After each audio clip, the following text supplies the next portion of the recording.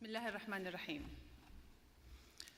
صاحب السمو الأمير حمد بن خليفة الثاني، السيد البروفيسور كلاوس شواب، شركائي في المسؤولية والواجب الإنساني، الحضور الكريم، السلام عليكم ورحمة الله وبركاته.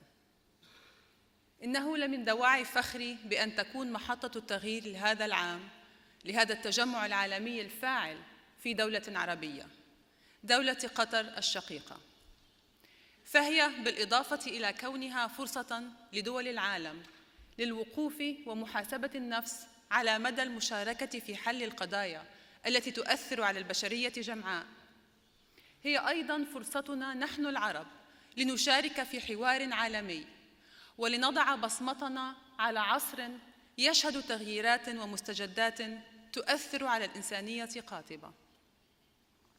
فشكراً لقيادة دولة قطر على رؤيتها ورعايتها لمبادرة إعادة التصميم الشامل واستضافتها مؤتمر قمتها في دولة قطر الشقيقة. And thank you, Klaus. None of us would be here if it weren't for your vision and leadership. Your ability to mobilize not just people, but the best in people has pulled together possibly the largest and most talented collection of experts the world has ever seen. A group able to draw on a wide reservoir of thought and perspective. Exactly what we need to get the job done. Someone once said, justice is the conscience of humanity. When I look at the world today, I fear we aren't listening to our conscience because I don't see justice. I see Muhammad, an 80-year-old herdsman from Somalia who lost his entire livestock and livelihood to climate change. I see Devli, a 7-year-old Indian girl who carried sharp, heavy stones for 20 hours a day ever since she could walk.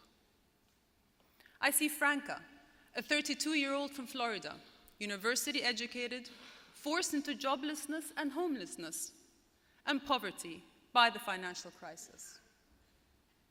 Now multiply these stories by hundreds of millions, because that's how many people are suffering from extreme weather, child labor, and so many other crises where the burden falls upon the innocent. Muhammad, Devli, and Franca are found on every continent. Their names differ, but their stories are the same. Human suffering. Our humanity suffering. This glaring injustice, inequality, imbalance dominates our world. It pushes us to a place where international deadlock is the norm, where cynicism and mistrust are common currency. It builds a society around erroneous assumptions that tell us if just enough people are happy, then there's no need to change it. But just enough isn't good enough. For every day this continues, billions of people are at risk from poverty, disease, conflict, and climate change. Permanent scars are left on the minds and bodies of our children. Irreversible damage is done to the air, land, and seas of our grandchildren. And let me be clear, no country is left untouched by the inequality of the international system. Developed countries suffered nearly half of all global job losses, yet they make up less than a fifth of the global workforce. So let me ask you this. What does it say about our humanity when we let 9 million children die every year before the age of 5? What does it say about our integrity when we break our promises to put 72 million children into primary school? What does it say about our morality when we abandon over 600 million girls, adolescent girls, to poverty and prejudice? To me, it says international injustice is the symptom of a broader crisis, an international crisis of values. Because when the bottom line becomes our guiding principle, we know that financial value trumps human value. When we live in an unjust system, it becomes just a system without values. Our world craves values, these fundamental human instincts like compassion for the vulnerable, charity, forgiveness, and prizing peace over conflict. They're what Kevin McCabe calls the currency of grace. A currency based on the gold standard that every human has value, that they're deserving of respect, dignity, and opportunity, because the only value is human value. Over the coming days and months, I want you to keep this front and center, because we need these human values to drive the discourse of the World Economic Forum. We need WEF to remember what Warren Buffett refers to as value investing, where you invest in the undervalued because you recognize their potential. Well, right now, we need to start investing in our values. We need to start investing in the undervalued, like the poor and uneducated, and recognize their potential. And that's why you're here, to restore human values, to restore our conscience, to restore justice to the system, so that our children don't have to live with our mistakes or become destined to repeat them. And that's why the Global Redesign Initiative is so important. We need WEF's experience to navigate today's complex world, a world so interdependent that a fire in one part burns us all. We need to step outside our bubble, where leadership, government, and industry reside and rotate through the proverbial revolving door. We need to be inclusive and recognize that solutions must include opinions and ideas from developing countries, the private sector, NGOs, and youth. Even when you don't like what they're saying, you have to be strong enough to listen, to give voice to the indigenous and indigent instead of deferring to profit. And we need to ask the tough question: do we really represent others, or are we after our own narrow self-interest? Which is why now is the time to rebuild the system. Now is the time to confront the rising challenges of our age.